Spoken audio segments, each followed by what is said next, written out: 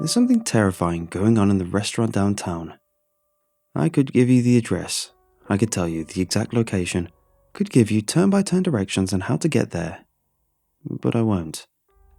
I'll describe how it looks so you can turn away if you ever stumble on it by accident, but that's all I'll do. I'd rather not have any of you trying to find the place. The restaurant I'm talking about is in a rundown part of my hometown. It's the kind of neighborhood that consists mainly of closed-up shops, their dusty windows blocked over with old newspaper and cardboard. There are only two kinds of businesses that seem to survive in that place. There are filthy bars lined with slot machines on one hand, and on the other are the sort of second-hand electronic stores that seem to only exist so pickpockets can get rid of stolen cell phones. I used to take a shortcut through this district on my way home from my part-time job. Normally, there was little to see, or rather, what there was to see was either gross or concerning, if not both. So, you were better off not paying any attention in the first place. On this particular day several months ago, however, an illuminated window caught my eye. A simple tablecloth behind a dirty window. It was the bright colour that did the trick.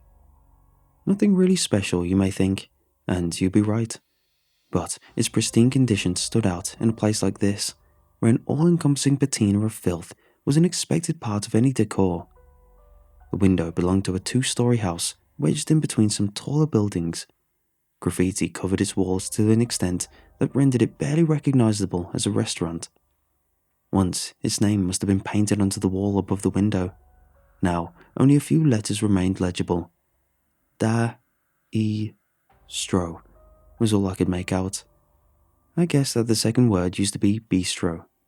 No idea about the first one. Upon taking a closer look through the illuminated window, I spotted a laid table housing a single, lone customer.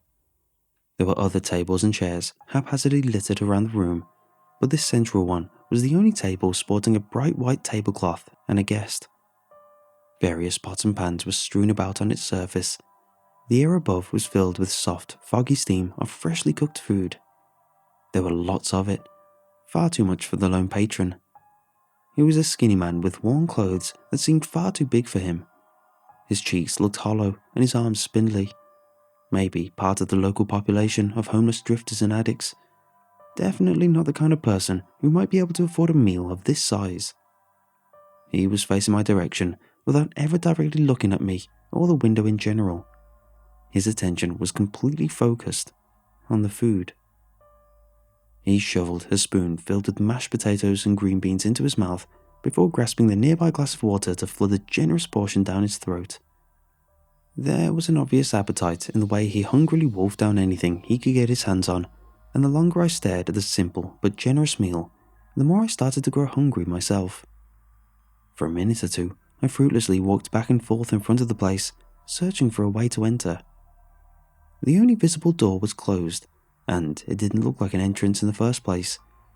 It was a plain steel door sporting an electronic warning sign. After returning to the window one last time, I gave up, went home, and proceeded to forget about the whole encounter. I didn't think about it at all until I passed by the window again a week after. As soon as I caught a glimpse of the white colour, the memory came flooding back.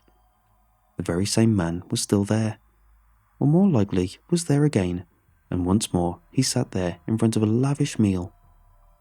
A sweaty gleam was covering his face, and I could see the muscles in his neck tense and twitch whenever he swallowed. The only thing that really changed from last week was the food. The simple mix of potatoes, soups and steamed vegetables had been replaced by more intricate and expensive meals. Plates housed nicely arranged cutlets of various meats, each artfully drenched in a different sauce and adorned with a few herbs. With a twist of his wrist, the patron scooped up a serving of thin, delicate noodles dripping with olive oil and roasted garlic. He squeezed the fork against his lips, his jaw still trying to chew the previous load, then opened his mouth and shoveled the noodles in, nearly choking in the process. He looked slightly distressed as he tried to swallow the portion while his hands were already scooping up the next load. A tender piece of chicken breast from its roast dripped in brown marinade. He slightly shuddered as he forced the food down, took a second to sip on a glass of red wine, then went back to stuffing himself. I watched him for 5 minutes before moving on. The scent drifting through the window was enticing, but I had already given up on the notion of finding an entrance to the building. When I came home, I emptied my pantry and cooked myself a giant meal as well. The next time I came back to the restaurant wasn't by chance. Something about the whole place had piqued my interest, and I was looking forward to seeing whether the same singular customer had returned for a third time. To my disappointment, something was blocking the view that particular night. A board of some sort was propped up against the window from the inside. I could still see small parts of the room through a small gap. I could see that the light was still burning and that somebody appeared to still be sitting at the place the man had been those last 2 weeks, but there was no way of getting a good look at what was going on. With my curiosity left unsatisfied, I went home. The next day, I made a detour to return. I just hated to be left hanging like that. The window was blocked again. Over the next few weeks, I developed a habit of dropping by the place every now and then. Sometimes I got a good view into the room. Whenever I did, I'd find the same sight. The skinny man sitting in front of the increasingly luscious meal, gorging himself on the food. By now, you couldn't really call him skinny anymore though. He had gained at least a little weight. His cheeks were no longer sunken, and his formerly loosely hanging vest had grown a bit tighter around the waist. While he had eaten with a healthy appetite at first, his expression had turned slightly pained by now. Every bite had become a struggle. Every motion seemed forced. His nose wrinkled in disgust every time his lips opened. Still, he kept eating. I have to admit, however, that I didn't pay all that much attention to him. The increasingly exotic food was just too bizarre to look away from. Every time I was allowed a glimpse at the table, I'd see more and more alien items appearing in more and more strange arrangements. Jelly cubes encasing sharp-fanged anglerfish, misshapen eggs the size of my fist emitting a faint glow, noodles so thin and dark they looked like hair. It became hard to even recognize half the stuff as edible in the first place. I watched the man crack open the gigantic body of a purple spider crab, watched him bite down on the moss-covered mushroom that spat out clouds of yellow spores with every touch, witnessed him sitting in front of a plate of little squirming black bugs that tried to flee from his spoon as he shoveled them into his maw. Giant algae plants shaped and twisted around each other like strands of DNA, needle-covered orange balls that slightly shivered as if breathing. The roasted body of some 8-legged animal, either the remnants of some freak of nature or several animals stitched together to create a new abominable shape. Soon, I ignored the patron completely and just dropped by to see what kind of absurd ideas the cook had come up with this time. And strangely, no matter how bizarre and abhorrent the food looked, it left me wanting to try it myself, left me hungry and searching for something to fill myself as well. And then, when I finally returned home to plunder my kitchen, I'd end up unsatisfied. As time passed, my chances to catch a glimpse of the goings-on inside the restaurant grew rarer. More and more, the window was blocked, and I was relegated to squeeze my head against the corner in hopes of at least catching a little glance at that day's special. Mincemeat shaped to resemble realistic human heads, with hair and teeth taken from various animals. A thin glass that emitted a seemingly endless stream of bluish fog. A red soup that followed the motions of the spoon before it ever came into contact, as if driven by some magnetic force. By now, I can't believe that I never noticed anything being wrong with these things when I witnessed them. But back then, I kept telling myself that there existed a perfectly reasonable explanation for all of this. That everything I saw were just tricks manufactured by some creative and probably slightly deranged cooking genius. But this little lie, I kept telling myself, could only get me so far. It was only a matter of time until the strangeness crossed the threshold. That's what happened last week. Things got a little too weird to ignore and mentally push aside. There is something wrong with that place. There is something terrifying about the restaurant downtown. Before the day in question, I hadn't gotten a clear view into the restaurant for a month. Just little hints here and there, but never enough to leave me satisfied. And on that day, finally, the window was free again. The moment I stepped closer, this joyful excitement I felt turned into a subtle horror.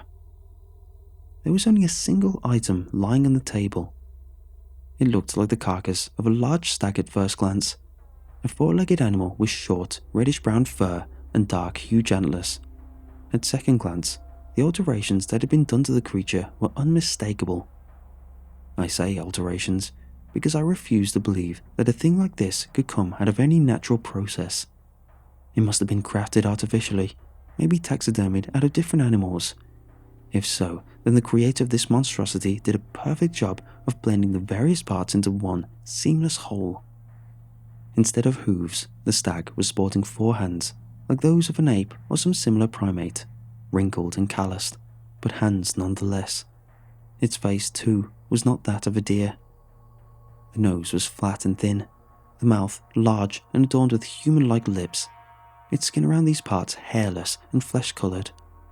A large hole had been torn into its side. Broken ribs were sticking out. Blackish blood darkened the fur around the open wound. The man was leaning over the carcass, his mouth stained with the dark red colour of blood as well. Some entrails were hanging between him and the corpse, and, with a motion of his head, he slurped them down as if they were spaghetti. He had changed completely. His formerly lithe body was now encompassed by layers of fat. His eyes had turned into beady black holes, almost as if they had retreated into his skull. His clothes, now ill-fitting in a completely different way, had burst in several places, revealing the hairless, greasy pale skin underneath. He looked less like a man and more like a giant maggot. The way his neck had swollen to the size of his shoulders, the way his arms barely peeked out of the armour of fat surrounding him. And then he looked up. Looked away from the meal for the first time and straight at me. There was nothing but a deep and bottomless hunger. Saliva gathered in the corners of his mouth. His gaze wandered up and down my body. He licked his lips. I turned and left. It took some force of will not to run, but I managed to keep walking at a slow and steady pace. Maybe running would have been an appropriate response to being looked at like that, but at that moment, I was still trying to hold on to reason, was trying to find logical explanations, was trying to laugh all of this off. Maybe I was just confused. Maybe this was a completely different customer. Surely the blind hunger in his eyes wasn't actually targeted at me. But nothing could quench the growing unease and fear in the back of my mind. I didn't want to go back. Didn't want to be forced to look at this creature ever again. But I had to. I just needed to make sure the man was still there, locked in the room. Just one last time. When I returned today, my worst nightmares had come true. The man was gone. The table was empty. The metal door with the electrical warning sign stood open, leading into a room, and an enticing smell floated through the air towards me. Despite all I had witnessed, I found myself taking a step towards the opening. Before I could take another, something heavy moved in a nearby alley. Some street cat let out a startled scream that was cut short. A moment later, there was a sound of cracking and munching echoing from the buildings. This time, I did run. I will not return to this place ever again. I will not return to this part of the city ever again. I'm even making plans to move far away. The scent that drifted out from the open door is still stuck in my nose, and no food I touch can satisfy my growing appetite. And then there is one detail about tonight that keeps popping back into my mind. Right next to the open door, somebody had propped up a simple blackboard. It read, "Today's special, all you can eat."